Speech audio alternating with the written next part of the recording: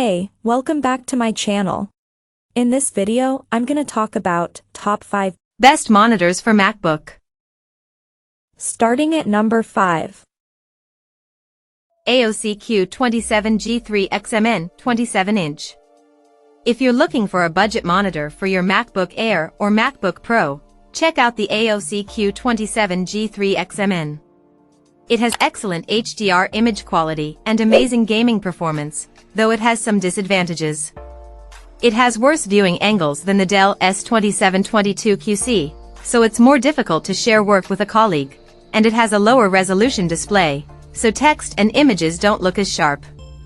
It also has no USB-C ports, so you'll need to charge your laptop and connect to the monitor with separate cables. However, you may prefer the AOC if you're using the monitor for watching videos, playing games, or creating content.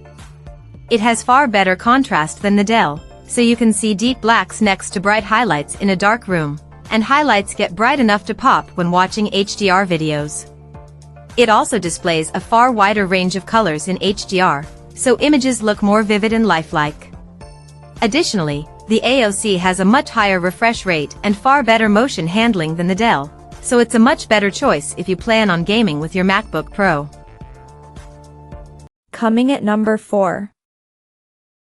Dell S2722QC27.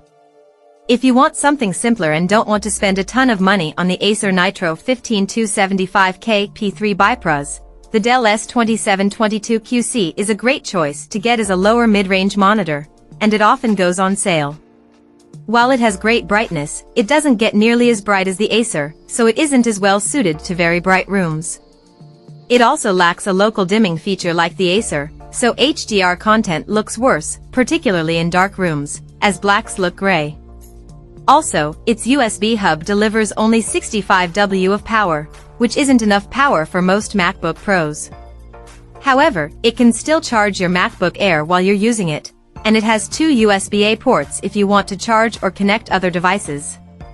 Besides that, the high 4K resolution helps deliver crisp images, and even though it doesn't have a dedicated sRGB mode like the Acer, it still has decent accuracy before calibration if you want to use it for casual photo editing. Though it works well with macOS, there are some reports online of people experiencing flicker with M1 Macs, which could get distracting if you experience this issue. At number 3. Acer Nitro 27-inch. If you don't like ultra-wide displays or simply prefer something cheaper than the Apple Studio display, check out the Acer Nitro 15275K P3 BiPros. With a much smaller screen than the Dell U4025QW, it isn't as good for multitasking and doesn't support Thunderbolt either. Instead, it supports DisplayPort Alt mode, which has less bandwidth than Thunderbolt but still delivers 90 W of power to charge most MacBooks. Besides these small differences, it's an excellent overall monitor that delivers great picture quality. It gets extremely bright and has good reflection handling, so content is easy to see even in a very bright room. Its extremely accurate sRGB mode makes it an excellent choice for content creation and editing. Additionally, HDR is good thanks to its mini LED local dimming, so content looks bright and vibrant. It also has excellent ergonomics, so you can easily adjust the screen to an ideal position, which is great for sharing your screen with others. However, if you have trouble finding this monitor in your region, you can also check out the Dell U2723QE, another reliable option with a massive USB hub. Unfortunately, it has worse picture quality than the Acer, especially in HDR. Number 2 of my list. Dell U4025QW 40-inch. If you like working with multiple windows open simultaneously, an ultra-wide display like the Dell U4025QW is a good alternative to the Apple Studio display.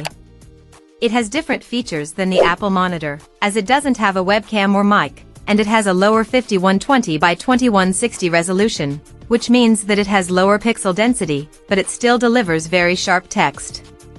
It doesn't get as bright as the Apple monitor in SDR either, which means it isn't as good to use in a bright office space, but it's still fine if you have a few lights around. However, it has a few advantages over the Apple monitor because it supports HDR, and its 40-inch screen has a wide 21:9 aspect ratio, so there's plenty of space to open multiple windows at once. It also has a 120 Hz refresh rate, making the screen more responsive when scrolling through data or documents. Its impressive connectivity makes it great to use with MacBooks, as it supports Thunderbolt 4. The primary USB-C port delivers power to keep MacBook Airs and MacBook Pros charged while you're working. It also has a CAV-M switch and picture-by-picture mode, which is great if you want to connect multiple devices simultaneously. And number 1. Apple Studio Display. The Apple Studio Display is the best monitor for MacBook Pro that we've tested. It's one of 2 monitors available from Apple, as it's the lower-end version of the Apple Pro Display XDR, which is meant for professional content creators. While the Studio Display has fewer features than the Pro Display XDR, like the lack of HDR, it's still a great monitor, especially for casual content editing. It has exceptional accuracy before calibration thanks to its outstanding sRGB mode, which you can only access with a macOS device. It also delivers high pixel density thanks to its 5K, 27-inch screen, and text looks incredibly sharp. The Studio Display has an impressive selection of additional features, including a built-in webcam and microphone. It also includes 4 USB-C ports, but only one supports Thunderbolt 3 to display a video signal from your laptop. Lastly, you can get it in different variants, as you can get the standard tilt-only stand, a height-adjustable stand, or one without a stand if you want to mount it. You can also choose between a glossy or matte screen finish, and regardless of which screen finish you choose, it doesn't have issues in a well-lit room as it gets very bright. Check out this video description for latest price and more informations. Thank you for watching this video. Please subscribe and stay tuned.